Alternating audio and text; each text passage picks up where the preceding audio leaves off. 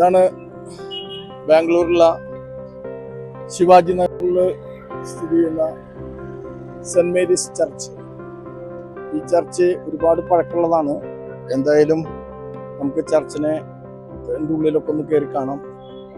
ചർച്ചിനെ കുറിച്ചിട്ടുള്ള വിവരങ്ങളൊക്കെ അറിയാം. ഇതൊക്കെ ഈ പള്ളിയിൽ ഉപയോഗിക്കാൻ വേണ്ടി വരുന്ന ഭക്തജനങ്ങൾക്ക് കൊടുക്കാൻ വേണ്ടി വെച്ചിട്ടുള്ള മെഴുകുതിരിയും പൂവൊക്കെയാണ്. ഇത് കണ്ടില്ലേ, മാലകൾ, ഇതൊക്കെ മാതാവിന് ചാർത്താനുള്ളതാണ്. ഇതൊക്കെ വാങ്ങി അവിടെ കൊണ്ടുപോയി ഉപയോഗിക്കാറുണ്ട്. ഇത് എല്ലാവരും പ്രാർത്ഥിക്കാൻ വരുമ്പോൾ ഇതെല്ലാം ഇവിടുന്ന് വാങ്ങിക്കൊണ്ടുപോകും. ഇത് കുറച്ച് കടകളുള്ളൂ, നിറയെ കടകളുണ്ട്. അത് ഇപ്പോൾ വളരെ കുറവാണ്. ശിവജി നഗറിലുള്ള സെന്റ് മേരീസ് ബസിലിക്ക. ഈ പള്ളിക്ക് വളരെ നീണ്ടൊരു ചരിത്രമുണ്ട്. ഈ ദേവാലയത്തിൻ്റെ വലിയ കെട്ടിടം 1882 കൂദാശ ചെയ്തെങ്കിലും 17-ാം നൂറ്റാണ്ടോളം പഴക്കമുള്ളതാണ്. 1811 സ്ഥാപിക്കപ്പെട്ട ഒരു ചെറിയ ചാപ്പലിൻ്റെ തുടർച്ചയാണ് ഇപ്പോഴത്തെ ഈ പ്രൗഢഗംഭീരമായ ദേവാലയം. ഇപ്പോഴുള്ള ഈ ദേവാലയത്തിൻ്റെ പഴക്കം ഏകദേശം 144 വർഷമാണ്. ഈ ദേവാലയത്തിൽ ഇപ്പോൾ വളരെ തിരക്ക് കുറവാണ്. കാരണം ഞാൻ വന്നിരിക്കുന്നത് ഒരു ദിവസമായ കാരണം കൊണ്ടാണ്. കാലത്ത് ഈ തമിഴ് കുർബാനയാണ് നടക്കുന്നത്, ഇപ്പോൾ നടന്നുകൊണ്ടിരിക്കുന്നുണ്ട്. അത് കാരണം കൊണ്ടാണ്. ഇത് പള്ളിയുടെ സൈഡ് വശമാണ്. ഈ സൈഡ് വശത്ത് നല്ല എന്ത് രസമായിട്ടുള്ള ബിൽഡിങ് ഇതാണ് പണിതിട്ടുള്ളതെന്ന് പറയും. കണ്ടില്ലേ, അവിടെയൊക്കെ അടിച്ച് വൃത്തിയാക്കി എല്ലാം വളരെ മനോഹരമായിട്ട് പള്ളിപ്പറമ്പൊക്കെ സൂക്ഷിക്കുന്നുണ്ട്. അതിലും പ്രത്യേക ഭംഗി കണ്ടില്ലേ, ആ പൂക്കളും ചെടികളും വെച്ച് ചട്ടികളിൽ എല്ലാം വളരെ കൃത്യനിഷ്ഠയോടുകൂടി വളരെ മനോഹരമായിട്ട് വലിയ വലിയ ചട്ടികളിൽ. പിന്നെ പള്ളിയുടെ ഏത് ആംഗിളിൽ നിന്ന് നോക്കിയാലും നല്ല വ്യൂ ആണ്. പള്ളി കാണാനുള്ള ഒരു ഭംഗി. ഇത് ചുമരിലൊക്കെ പടങ്ങളൊക്കെ നിർമ്മിച്ചിട്ടുള്ളതാണ്. പള്ളിയുടെ ഫ്രണ്ടിൽ നിന്നുള്ളൊരു വ്യൂ ആണത്. അപ്പോൾ പൊതുവെ പള്ളി കാണാൻ നല്ല ഒരു ഭംഗി എല്ലാം ഉണ്ട്. പള്ളിയുടെ ഫ്രണ്ടിൽ തന്നെ ഒരു പിയാത്തോടെ ഒരു സ്റ്റാച്ചു ഉണ്ട്. അപ്പോൾ ആ പിയാത്തോടെ സ്റ്റാച്ചു ഇതുപോലെ ഇങ്ങനെ പൂക്കളൊക്കെ എറിഞ്ഞ് മുകളിലേക്ക് ഇട്ടിട്ടാണ് ആ ഇത് കാണുന്നത്. ഈ പള്ളിയുടെ ആ ഫ്രണ്ട് വശമാണ്.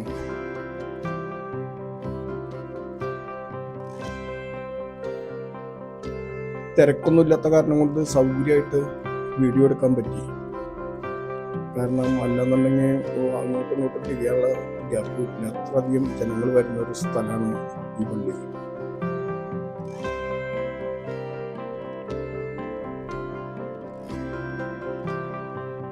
ഇത് കണ്ടില്ലേ, ഇപ്പോൾ ടൈമാണ് കാണുന്നത്. അപ്പോൾ അത്രയും നേരത്തെ എത്തിയിട്ടുണ്ട്. പള്ളിയുടെ ഉള്ളിൽ തന്നെ കയറി ചെല്ലുമ്പോൾ അവിടെ പൂക്കളും മാലകളും അതുപോലെ തന്നെ നിരവധി കാൽപാദം, അതുപോലെ അങ്ങനെയുള്ള ഇതൊക്കെ വഴിപാടുകൾ നടത്താൻ വേണ്ടിയിട്ടുള്ള ഇതൊക്കെ അവിടെ മേടിക്കാൻ പറ്റും. അത് മേടിച്ചു കൊണ്ടുപോയി അവിടെ സമർപ്പിക്കൽ ഒരു പതിവാണ്. പിന്നെ ഒരു വിശ്വാസം ഭയങ്കരമായിട്ടുള്ളൊരു പള്ളിയാണിത്. കാരണം ഇതും ഒരു മാതാവിൻ്റെ ഒരു രൂപമാണ്. അവിടെ പ്രാർത്ഥിക്കാനായിട്ട് നിരവധി പേര് മാലകളൊക്കെ കൊടുക്കുന്നുണ്ട്. അതൊക്കെ അവിടെ വെച്ച് മെഴുകുതിരികൾക്ക് അവിടെ കത്തിക്കാനുള്ള സ്റ്റാൻഡൊക്കെ ഉണ്ട്. നല്ല സൗകര്യമായിട്ട് കത്തിക്കാം. നമുക്ക് പ്രാർത്ഥിക്കണമെങ്കിൽ യാതൊരു ബുദ്ധിമുട്ടും ഇല്ലാതെ പ്രാർത്ഥിക്കുകയും ചെയ്യാം. അത് ഈ പൂവിൻ്റെ കൂടെ മെഴുകുതിരി വെച്ചിട്ട് അതും കൂടിയിട്ട് ഒരുമിച്ചൊക്കെ വാങ്ങുന്നവരുണ്ട്. വലിയ സ്റ്റാൻഡാണ്. ചുറ്റും മെഴുകുതിരി എത്തിക്കാനുള്ള നല്ല സൗകര്യങ്ങളുണ്ട്. ഇതെങ്ങനെയാണ് പൂവും മെഴുകുതിരിയും കൂടിയിട്ട് കൊണ്ടുവരിക. ഇങ്ങനെ ഇവിടുത്തെ ഒരു ഇതാണ്. അത് അവർക്ക് കൊടുത്തു കഴിഞ്ഞ് കഴിഞ്ഞാൽ ആ മെഴുകുതിരി കത്തിച്ച് അവിടെ കത്തിച്ചു വയ്ക്കാം. ഇത് ഇങ്ങനെ കത്തിച്ച് പിടിച്ചിരുന്ന് പ്രാർത്ഥിക്കുന്നവരുണ്ട്. പിന്നെ ഇതാണ് പ്രധാന ചെറിയ പള്ളിയുടെ പ്രധാന ആൾത്താരാണ്. ഇവിടെയും ദീപബലികൾ നടക്കാറുണ്ട്, ആരാധനകൾ നടക്കാറുണ്ട്. അങ്ങനെ ഇവിടെയൊക്കെ ഇപ്പോൾ വൃത്തിയാക്കുന്നേ, എല്ലാവരും തുടച്ച് വൃത്തിയാക്കുന്നുണ്ട്. നമ്മൾ വളരെ നേരത്തെ ആയ കാരണം കൊണ്ടാണ്, അല്ലാന്നുണ്ടെങ്കിൽ ഭയങ്കര തിരക്കായിരിക്കും. മാതാവ് ഉണ്ണീനെ പിടിച്ചിരിക്കുന്ന ഒരു നിരവധി ഫോട്ടോസും ഇതേപോലെ ഇങ്ങനെ കാണാൻ പറ്റും നമുക്ക്. സൈഡിലൊക്കെ ഇങ്ങനെ മാലയൊക്കെ വെച്ച് ഫോട്ടോസുകൾ ഉണ്ട്. സാധാരണ ഇവിടെ പ്രയർ നടക്കുന്ന സമയത്തോ അല്ലെങ്കിൽ ബലിയർപ്പണത്തിന് നേരത്തൊന്നും നമുക്ക് കയറി വീഡിയോ എടുക്കുമ്പോൾ ഭയങ്കര മറ്റുള്ളവർക്ക് ഡിസ്റ്റർബൻസ് ആവും. ഇതേ കണ്ടില്ലേ, അതിൻ്റെ മുകൾ വശത്ത് മുഴുവൻ ഗ്ലാസ് പെയിൻറ്റിങ് ചെയ്തിട്ട് വളരെ മനോഹരമായ ഗ്ലാസ് പെയിൻറ്റിങ്ങുകളാണ്. എന്തായാലും ചുറ്റുമുണ്ട് ഇങ്ങനെ ഗ്ലാസ് പെയിൻറ്റിങ് ചെയ്തിട്ട്. അപ്പോൾ പുറകിൽ നിന്നുള്ള ആ ലൈറ്റ് അടിക്കുമ്പോൾ അത് ഭയങ്കര ട്രാൻസ്പെറൻ്റ് ആയിട്ട് കാണാം, നല്ല മനോഹരമായിട്ട്. ഇത് അതിനെക്കുറിച്ചുള്ള ഡീറ്റെയിലുകളൊക്കെ എഴുതി ഫലകങ്ങളൊക്കെ അവിടെ വെച്ചിട്ടുണ്ട്. അതിൻ്റെ ചരിത്രം കാര്യങ്ങളൊക്കെ ഉണ്ട്. അത് കന്നഡയിലും ഇംഗ്ലീഷിലൊക്കെ എഴുതിയിട്ടുണ്ട്, തമിഴ് കുർബാന സമയങ്ങളും ഒക്കെ.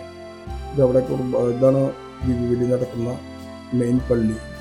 ഇതിൻ്റെ പണികൾ കാണുമ്പോൾ എന്തൊരു മനോഹരമായിട്ടുള്ള പള്ളിയാണെന്നറിയാം.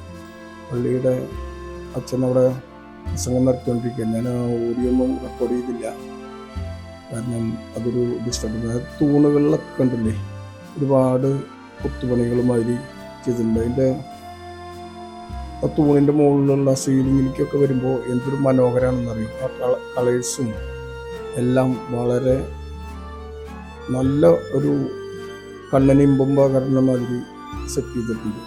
ഇതാണ് അവിടുത്തെ പുതിയ പള്ളിയുടെ ആൾത്താര. അതായത് ദീപബലി നടന്നുകൊണ്ടിരിക്കുകയാണ്. തമിഴ് കുർബാനയാണ് ഇപ്പോൾ നടക്കുന്നത്, അതുകൊണ്ടാണ് വളരെ കുറച്ച് പേരേ ഉള്ളൂ. പിന്നെ ഇംഗ്ലീഷ് കുർബാനയും അതേപോലെ കന്നഡ കുർബാനയും, ഇങ്ങനെ 3 ഭാഷകളിലാണ് ഇവിടെ കുർബാനകൾ നടക്കുന്നത്. ബാക്കി മറ്റുള്ള മലയാളം കുർബാനകളൊന്നുമില്ല അവിടെ. എന്തായാലും നല്ലൊരു പള്ളിയാണ്, കണ്ടമാനം ഭക്തജനങ്ങൾ വരുന്നൊരു പള്ളിയാണ്. പിന്നെ അത് കൂടാതെ ഇവിടെ ഈ രോഗശാന്തി ശുശ്രൂഷയ്ക്കുള്ള പ്രാർത്ഥനകൾ ഇഷ്ടംപോലെ നടക്കുന്ന ഒരു പള്ളിയാണ്. അതുകൊണ്ട് ഭയങ്കര വിശ്വാസത്തോടു കൂടിയിട്ടാണ്. ഇത് കണ്ടില്ലേ, തൂണുകളും കാര്യങ്ങളൊക്കെ വളരെ കളർഫുള്ളായിട്ട് തന്നെ ചെയ്തു വെച്ചിട്ടുണ്ട്. നല്ല അവിടെയും ഗ്ലാസ് പെയിൻറ്റിങ്ങളൊക്കെ കാണാൻ നമുക്ക് എല്ലാം നല്ല മനോഹരമായിട്ട് തന്നെയാണ് കാണുന്നത്. പള്ളിക്കകം അകലിൽ നിന്ന് നോക്കുമ്പോൾ കാണുന്നൊരു വ്യൂ ആണിത്. നല്ല രസകരമായിട്ട് കാണാം. എന്തായാലും ഇങ്ങനൊരു ദേവാലയത്തിൽ എത്തിപ്പെടാനും വീഡിയോ എടുക്കാനും കഴിഞ്ഞതിൽ വളരെ സന്തോഷമുണ്ട്.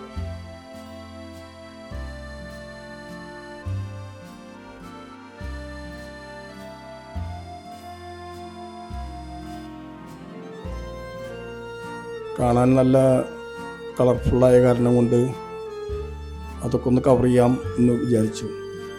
പിന്നെ തമിഴ് കുർബാന ആയ കാരണം കൊണ്ടാണ് കുർബാനയുടെ ഓഡിയോ എടുക്കുന്നത്. പിന്നെ ഇടയ്ക്കിടയ്ക്ക് കട്ടാവുമ്പോൾ അതിൻ്റെ ഒരു കണ്ടിന്യൂഷൻ കിട്ടൂല. അപ്പോൾ അത് കാരണം കൊണ്ട് അത് വേണ്ടെന്ന് വെച്ചു, അല്ലെങ്കിൽ ത്രൂ ഔട്ട് എടുക്കണം. മൊത്തത്തിൽ ഇതൊന്ന് കാണിക്കുക, ഭാഗങ്ങളൊക്കെ ഒന്ന് കാണുക എന്നുള്ളൊരു കാഴ്ചപ്പാട് മാത്രമാണ്. തമിഴല്ലേ.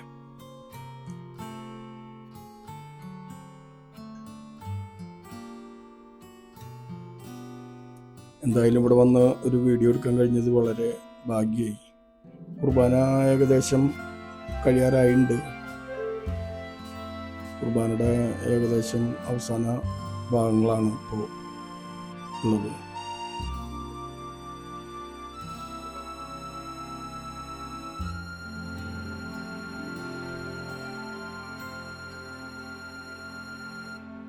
ഇത് കുർബാനയുടെ അവസാനത്തെ ആശീർവാദം കൊടുക്കുന്നതാണ്. അപ്പോൾ ധൂണി കഴിഞ്ഞ കുർബാന കഴിയും. അപ്പോൾ അത് കഴിഞ്ഞ പള്ളിക്ക് പുറത്ത് കിടന്നു കഴിഞ്ഞാൽ പിന്നെ ബാലൻസ് ഭാഗങ്ങൾ കാണിക്കാം. ഞാൻ കുർബാന ഫുള്ളായിട്ട് എടുക്കണ്ട, കുറച്ച് ഭാഗം ഒന്ന് കവർ ചെയ്യാം. കുർബാന ഉണ്ടാവുമെന്ന് വിചാരിച്ചിട്ടില്ല അത്രയും നേരത്തെ.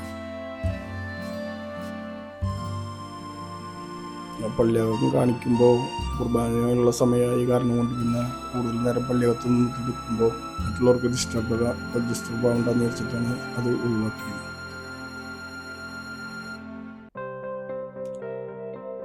ഇത് പള്ളിയുടെ സൈഡിലുള്ള പഴയ പള്ളിയുടെ സൈഡിലുള്ള രൂപങ്ങളാണ്, ഉണ്ണീശോയുടെയും ഒക്കെ രൂപങ്ങളാണ്. ഇതൊക്കെ അവിടെയൊക്കെ വന്ന് പ്രാർത്ഥിക്കാൻ ഉള്ള സൗകര്യങ്ങളുണ്ട്. ഇതിങ്ങനെ ഓരോരോ രൂപങ്ങളിങ്ങനെ പുതിയ അന്തോണിസ്റ്റുകളുടെ ഒരു രൂപമാണ്.